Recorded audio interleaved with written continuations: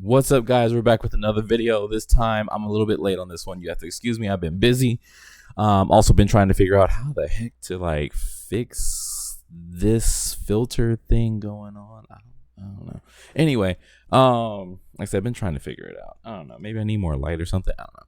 But enough about my issues. So, Monster Hunter. I heard that Monster Hunter Rise. Yeah, Monster Hunter Rise. Got some gameplay, so I'm gonna check it out. I'm not gonna watch the whole thing with you, but I'm gonna react to stuff. But I'm pretty much gonna speed up the video a little bit. So if I'm talking too fast, even now, or like it starts to be like, you know, it was a lot. It's like a 20-minute video. I'm not really trying to, hold y'all here all day. I'm just excited, just as much as you guys are. I want to see like what's going on in the game and all this lovely beautifulness. The only thing I can say is that, man, YouTube compression is probably making this game look bad. Probably. Like if you're graphically like I want to see what the game really looks like, you can tell that this game is compressed through YouTube compression. Like it's not on them. I'm pretty sure this looks amazing because I'm pretty sure it was made specifically for the Switch and specifically to push the Switch to it, the cap. But man, we need a Switch Pro or like some upgraded version of the Switch to really run this game. Or at least I hope, well, it probably won't come to PC, but at least I would love for it to come to PC. That'd be me wishing, but so far it looks amazing because I'm pretty sure they know how to. I'm pretty sure they figured out how to make the game look the best that it can be on the Switch. So I'm pretty sure when it's docked, you're probably gonna get full, full HD, probably 1080p, not really too much anything else. And I'm pretty sure when undocked, it'll probably scale down to 720, but it'll probably be like 720, 60 frames maybe. Maybe, yeah, I don't know. Who knows? Looking forward to a lot of weapons that they've seen in the past. But yeah, I'm gonna speed the video up myself. We'll be talking a lot more about those weapons later, so stay tuned for more information. This is nothing new before, but you had like a lot of money, didn't you? Just because like I'm pretty sure I'm pretty sure they're gonna talk about like some really amazing things when it comes to the game itself and like. Yeah, like they're talking about like the features and stuff. They already talked about it in the Nintendo Direct. I already watched it. But I've already pretty much caught on to like the wire bug. Like the wire bug is awesome. I already see how it's going to play out. Like I have some questions about the wire bug. But the questions I have are more like what's the limitation on it? Like there's a limitation to everything. Of course, there are going to be places that you cannot go, But at least with it seems like it was more of an answer to our problem with Monster Hunter World, where yeah, like in Monster Hunter World, we really liked the bugs that we could grappling hook off of, but there weren't enough. So it was like, can you add more, or can you put them in more places? Because it felt like it was a really good way to traverse the land, especially if you don't want to like climb a vine or a rock and you're just like, can I just get like one of those beetles that are up in the tree? Like, can I just do that more rather than jumping and climbing and stuff? Like that would be more fun. This is kind of like that answer. I see there's like 2 wire bug icons, whatever direction it is, at the bottom in the center. They're really tall. He's like, is it okay to jump down? And but I'm wondering what those symbols are for, because he's using the wire bug like unlimited. But you've never really taken damage from jumping far in Monster Hunter. I've always had this theory that the hunters in Monster Hunter are demigods because they're beyond regular humans, and I've been converting people into that theory more and more. Because you never really see like everyone who's a hunter. Not everyone's a hunter. You have your regular people, you have your village people, you have your merchants, you have your scientists and your researchers, and you have your journalists and your black market dealers and stuff like that. If you don't know about the black market dealers, you didn't pay attention to Monster Hunter World. But like it's like these hunters do some pretty outstanding things for human beings. And when you look at some hunters where they're like, I can never forget it. Monster Hunter 1. There was this old hunter who he was like, I used to be a hunter until I got an injury in my knee. And he literally does say that, where I got an injury in my knee, which prevents me from being a hunter. But you, young hunter, you don't blah, blah, blah. And he's like giving you a pep talk. And I'm like, so you used to be a hunter, but you got an injury. Why didn't you just drink a potion? It's like that doesn't make sense. So like, how did you retire early? Because of, a leg injury? I'm curious. And then like the original hero of the original village in the first game, he's like one of those old elf Wyverian people. And I'm like, so why can't we make one of those elf Wyverian people? So I talked a little bit like with the elf ears and stuff. You can summon kind of the Palamute to jump on it using the action slider, but if you're near the Palamute, you can also just hold A to like just hop onto his back real quick as a sort of shortcut. He's also showing you that you can use you can set shortcuts. Like I said, I've been playing Monster Hunter since 2005, so I've been paying attention to a bunch of stuff. Like little details are kind of like my thing. Like I really love the lore, but I'm not like one of those people who's gonna make a lore video. Like I could do lore videos. I've always wanted to be honest, but I felt like there wasn't enough real information on each of the monsters and their habitat. And then as the game expanded and they started to go into different regions, it was like, well, you can't have definitive information for like certain monsters and they never appear again. Like not like specialty monsters, but like the Monoblos. The Monoblos in the first Monster Hunter game like destroyed me hardcore, but Diablos is really easy. So like Monoblos I think only appeared in one other game. I think I don't remember too much. I think it was one of the Japanese games, but I remember Monoblos. No, wait, which one was it? You see there's now 3 symbols for the wire bug on the bottom. Before we had only 2. So what this is during quests you can find. I got distracted, sorry, because he said we used to have 2 and now we have 3. To actually increase the max amount of wire bug usage you have in that quest by up to 3. Oh, so you can increase wire bugs up to 3, huh? I figured that's what that icon meant at the bottom. A little bit more mobility and move around a little bit more. He also mentioned using it with the Palamute, but sorry, I think I missed that little bit. I think he's just talking about climbing the vines that you saw before. But yeah, I was just thinking like, like I really like certain monsters, and some of those monsters don't appear like almost ever again. Like the Monoblos, it has appeared again, but in like side games, not in like main games. Like Monster Hunter 1, 2, 3, 4, and 5. 5 is Monster Hunter World.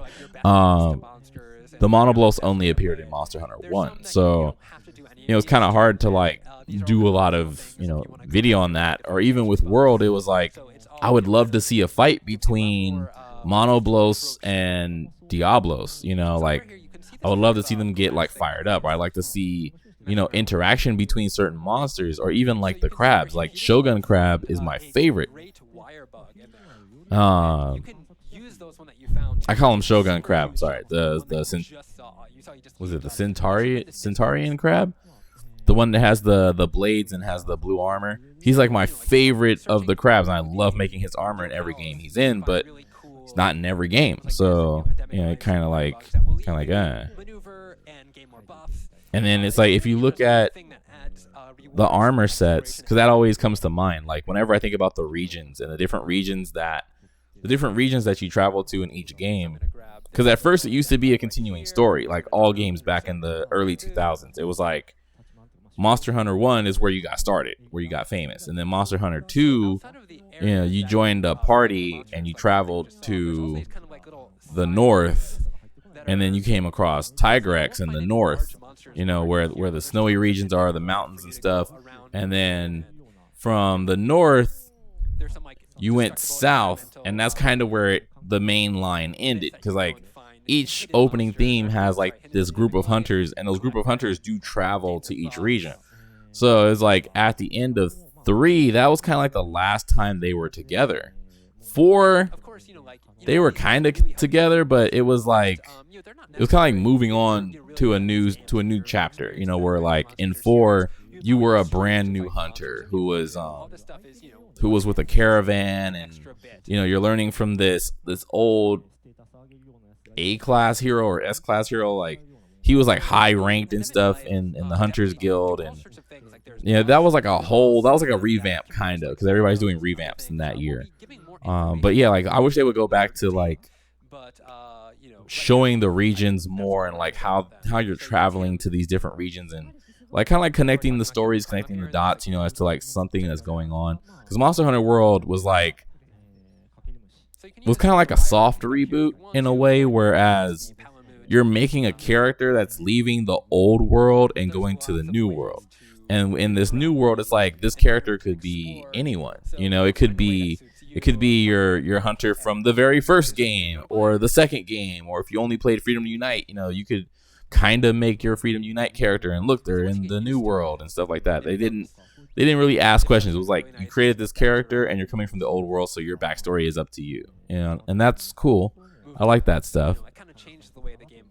But I like synergy with the games, you know, like where they progress and they move through, you know, they move forward as the story continues, and you see, you know, characters come and go, or, you know, people get referenced, you know, where they could reference the like, hey, remember the village hunter from this region, and oh yeah, I remember they had those dual swords and blah blah blah. We should check up on them one day, you know, like just conversation, you know, in the text, or like amongst the villagers, or even like the leaders or the commission guild leaders or the guild girls or anything, like just something, you know, just reference older games, make it a overall universe, you know. Dual blades look pretty good. I'm expecting like longsword to get the biggest buff in this game. Like longsword is always good, but since we're like in like the hardcore Japanese region, where it's like the far east, I don't want to say Japanese, but you know, it's their world, you know, so they don't have a Japan. It's like the far east. So like in the Far East region, I think longsword is going to get the biggest buff. Just because it's going to, like, in world, longsword looked freaking awesome, especially with the EI quick draw and the counter attack. Like, if they continue from that, longsword's going to be just beautiful to watch. And I hope they do that with like dual blades and, you know, other stuff. Like, from what they showed in the trailer, it looked like Sword and Shield is a little more Western. Like taking the bug and spinning around the sword like that was very Western like. The gun lance is gonna be interesting. Look like they made it more mobile. So he's just hitting it normally now, but and I would like to see other monsters from the eastern region come back in this one. Like this creature kind of has like the Royal Ludruth animations with a little bit of like, well, Great Jagras was pretty much just Royal Ludruth without bubbles, but he looks like a mixture of Great Jagras and Royal Ludruth. We saw the honey bear is coming back. Love that guy. The Azure something, I forgot his name.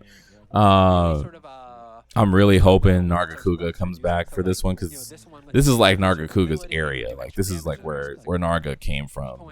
Hopefully they cover that in the story, like the birthplace of Nargacuga, and we get to fight like all the other versions, like the green Narga, which wasn't in Monster Hunter World, which I was kind of sad about. So you throw the wire bug forward, and if the monster makes an attack into it, it gives you a chance to make a counter. The other thing that caught me about the wire bug is that it kind of feels like Lost Planet. And I don't know if anybody mentioned that in any of their videos, but it's kind of like the Lost Planet mechanic. Which is what I liked about Monster Hunter World when they added in the grappling hook. Because Lost Planet was a freaking awesome IP for Capcom. And I'm sad it's gone, to be honest, because that game was pretty fun. Like the first one and the second one was really cool. The third one, I don't know what the third one was about. That one was like on a whole different level. information. We hope everybody kind of experiments. The events are going to be fun, though. I hope they do a crossover event with Phantasy Star, since Genesis is coming out pretty soon. So one thing people are okay, this is almost over. Is that the Palamute, does have HP. He can get hurt, but he will never die. So even if you get really, even if it gets really hurt bad, he'll kind of run off and not be available for a bit, healing up. Speaking of the Palamute, that was interesting. I was also curious in the fact that you could have two. And I don't know if you guys noticed that in the launch trailer and in the Nintendo Direct or Monster Hunter Direct, they were like any combination. So you could have two Palicos or two Palamutes. And I'm like, if you have two Palamutes, what's the advantage? I know the advantage off the top of my head with two Palicos, because it's like, okay, one can bomb and then the other one can heal. It'd be like, it would be like, what was it? Cha-Cha and his friend all over again.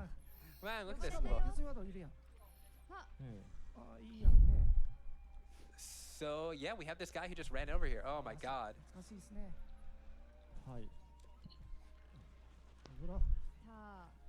So I'm definitely glad they added in the name of that monster in English, but he's adorable. The bear, but like I really want to see those battles, also, man. It sounds like he is a monster from the previous series, so we have quite a few of them in this game. It sounds like he's a monster from a previous series.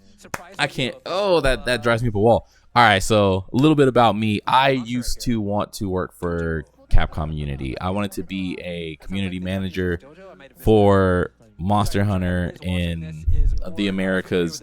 I say used to because Capcom Unity, they've shifted, if you know about that. But I kept up my knowledge of Monster Hunter because I really wanted to work with Monster Hunter because I've paid attention to like so many things. Like I have so much knowledge in trivia, and like I really wanted to like do stuff like this. Like when they go to panels or they do like conventions, I wanted to be that person who was there talking for like the Americas and doing the videos and doing the editing and stuff like that. And that's still my dream. I'm not saying I've given up on it, but it's just Capcom Unity has changed, and I don't know what direction they're going in now. But man, like whenever I hear someone say something like that, where he was like, I guess this monster is from a previous game, it's like, listen to the character as the character, or if you really want to focus on the action, you can kind of mix around. It's like, you should know that you're covering this game, like not to be like a jerk, but it's just like, I don't know. It's just like, to me it hurts because it's just like, if I was covering this game, I would be talking about like, if I was there at Tokyo Game Show doing like English translation for the West, I'd be, letting new players know about who this monster is and where they came from and stuff like that, and giving like a backstory on the monster and talking about stuff while they're talking, while the devs are talking and stuff, and they're explaining stuff. I'd be giving like a short little background on who this monster is, where they came from, where you can find them, and let's go extra far. Let's go the extra mile and show. Literally, let's go the extra mile and show some more stuff. But the map is pretty cool. I'm loving the design. I'm loving the area. Like, okay, the bugs are on a timer. Okay. So this is all something that like I've been paying attention to it, but I've been kind of like trying to figure out if it's infinite use of the wire bugs when you're not in combat, and then if you're in combat, it's like your stamina. How you only lose stamina when you're in combat. How like really nice that felt to see. Or near a monster. That was kind of like a new thing for Monster Hunter World. Explore the game. That's a really fun part of this. So, and I'm curious about this wall running. Like, oh wow, look at him climb that cliff, and you can use the wire bug to kind of check out where you want. I'm curious about how they wall run. Like, are they actual? Is this like village actually ninja hunters, or are they just like? Are they just like hunters? Like are they just basic hunters where their mountains are just easily climbable or something? Like that are simple and easy to understand, but also gives you this really cool, strong feeling of, you know. I don't think the controls will be changed that much. I think the controls will be pretty basic to Monster Hunter. Like the basic 4 buttons will be the same. I think the wire bug button will be interesting. I have no idea. Because it looks the same as Monster Hunter World. So I'm guessing the wire bug would be the same as the grappling hook, except you can do it anywhere now, you know? And it looks like the D-pad is for the Palamute and the Palico to switch between options.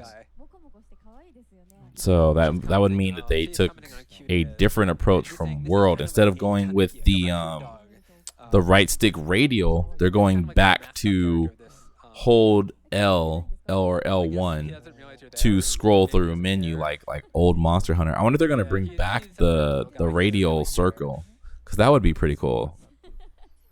The radial menu actually came in pretty handy. Because the only thing I hated about scrolling through the long list of items was like, if you have that one item that's like way in the back or like way in the middle or something, you know. But okay, so like this wasn't too bad.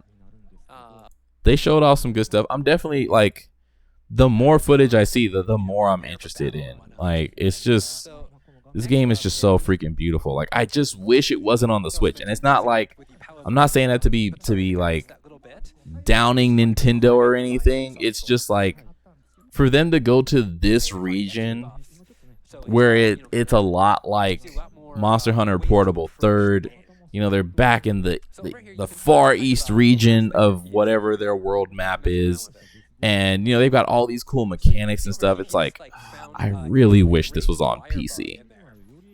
I really wish this was on, like, super good resolution, you know, with, like, super good graphics and super good processing. You know, if we could get that 9th and 10th gen power behind this game. That will let you maneuver and gain more buffs. It's a really interesting thing that adds. Okay, it uses up stamina. Exploration aspect of the game. I'm just like taking in little details. The more I watch, the more details I'm going to take in. Like, I'm going to burn out on information for this game before it even comes out. But I don't want to keep you guys here too long. There's so much more to take in. There's so much more to look at. That's it for me. I'm going to just leave it at that. And man, I love to talk about Monster Hunter. I really do. Like I said, I've been a long time fan, and I've been streaming for so long. I didn't really do videos until recently. I haven't really started doing, you know, like YouTube videos and stuff until recent. So to see, like, to be able to get a chance to talk about this stuff is just like, it's just amazing. Like, they're going here, they're doing like what I've always wanted. They're doing new stuff. They're revolutionizing themselves again. Like Monster Hunter World was like redefining Monster Hunter. It was like at the top. Like if you played Monster Hunter World, it was like you couldn't even go back and play the old games because it was just like Monster Hunter World made it so much better to play the game. It made it so much more fun and so much more fluid to like use the weapons and to use like the skills and to like go through items and everything. It was like it was a definite relief to the system where it was like, this is where we needed the game to evolve. It made it so much better, and they added in so many new mechanics, and it was like revolutionary. That's the best way I can put it. It redefined Monster Hunter, and now for them to make the next section on the Switch, it's like, yes, awesome, cool. I can take it with me. I can go to my friend's house, and we can go, while we're eating Korean barbecue and waiting for our food to come in, we could be playing Monster Hunter, right there, in the restaurant and stuff. And it's like, this is gonna be great, if the world gets back to normal, despite all the things that are going on, especially here in America. I definitely would love to see this at Anime Expo next year. Like, see everybody playing on their Switch, lined up throughout the hallways and outside, and everybody getting into group matches and grouping up and stuff, and people having like just a whole room dedicated to everybody playing Monster Hunter and farming and stuff, like the good old days. Man, that would be awesome. That's why I'm excited for it to be on the Switch, but at the same time, it's like, I would really want it to be on the Switch when the world is back to the way it was. Like if this came out as before Monster Hunter World, if this was like if it was this and then Monster Hunter World was coming out this next March, with the way the pandemic is and the way, like, you know, people are stuck to be at home, and, you know, some businesses are shut down and people are working from home and stuff like that. And, you know, with Monster Hunter World being on PC, it would have been definitely a lot bigger, because it would be like, we're all stuck at home, so let's play some Monster Hunter. But now it's like, playing this on the Switch is going to make me want to go out and find people, you know, at my local game stores and at my local hobby shops, and you know, with the Yu-Gi-Oh players and the Magic players, you know, who are going to be jumping on this, who are going to be like, yo, let's get some hunts in real quick, you know, I need help farming this monster. Can't do that right now because everything's on lockdown. So this is going to add to some depression, but this game is beautiful. This game is beautiful. All right, that's it for me. I'll see you guys in the next video. If I'm able to do it on time, I'll do it on time, but sorry for this being late. I've just been busy. I've got a lot of stuff going on, and making videos for other games and stuff like that. But yeah, I definitely plan on keeping up to date with Monster Hunter as much as I possibly can. So be aware for more videos. That's all I can say. All right, peace out.